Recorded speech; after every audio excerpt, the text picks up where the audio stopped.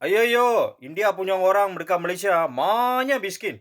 PMX pun kesian. PMX, tak payahlah, dia orang sudah kaya lah. Tengok itu hari, B40 sudah jadi T20 dekat Bukit Jalil. Boleh tunggu beberapa jam, boleh beratur sana, mau jumpa itu tarkuri dari India.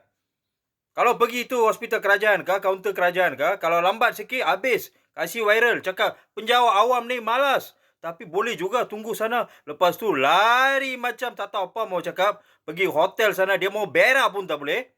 Lepas tu pergi airport lagi, dia kencing pun tak boleh. Semua tempat pergi. Kalau ada masalah dengan sekolah Tamil ke, apa-apa masalah masyarakat India, ini satu ekor pun tak ramai punya.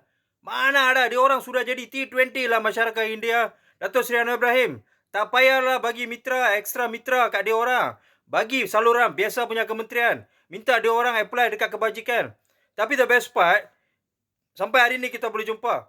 Kalau kita interview dia orang ni, dia akan cakap, saya punya anak dekat penjara, angkat dadah. Saya punya suami dekat sosma. Kepala otak korang lah. Benda ni korang boleh buat. PMX, tolong hentikan peruntukan mitra.